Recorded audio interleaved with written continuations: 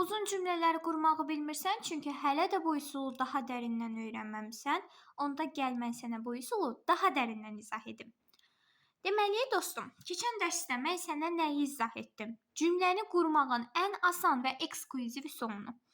İndi isə bu üsulu daha da təkmilləşdirmək üçün bir neçə nümunəyə sadə və nisbətən mürəkkəb cümlələrlə nəzər salacağıq. Deməli, ilk öncə əsas qayda nə idi?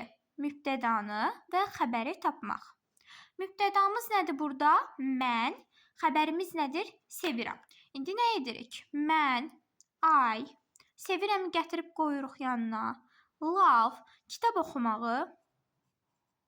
Reading book. Bu qədər. I love reading book. Yəni, qaydamızı bir də təkrar edirik. Mübtəda, daha sonra xəbər, daha sonra ikinci dərəcəli üzv gəldi. Anladıqmı? Birinci nümunəmiz aydındır. Davam edirik ikinci nümunə ilə. Firuzə müəllimə sabahki dərsi ləğv etdi. Əlbəttə, belə bir şey ola bilərmi? Xeyr, ola bilməz, amma elə belə də cümlədə yazmışıq. Firuzə müəllimə gətirdik. Bizim deməli, mübtədamız Firuzə müəllimə, xəbərimiz isə ləğv etdi sözüdür. Firuzə müəllimə, Firuza,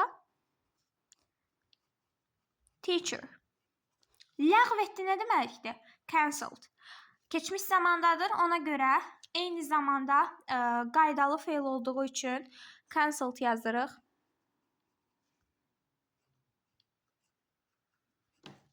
Sabahki dərsi. Sabahki dərs artıq bizə məlumdur. Sən də bilirsən, mən də bilirəm. Digər bir uşaq da bilir ki, sabahki dərs deyəndə saat neçədəki konkret dərsi deyirik, düzdürmü? Ona görə də gətirib bura Z artiklını əlavə edirik. Z artiklı ilə bağlı əlavədən bir videoda çəkəcəm.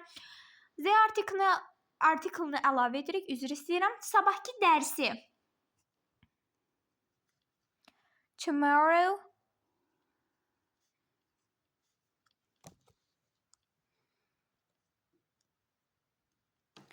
Tomorrow lesson. Bu qədər sadə, bu qədər asan. Ümid edirəm ki, artıq cümlə qurmaqda çətinlik çəkməyəcəksən. Elədirsən, hələlik gələn videolarda görüşənədək kanalımızı izləməyi unutma.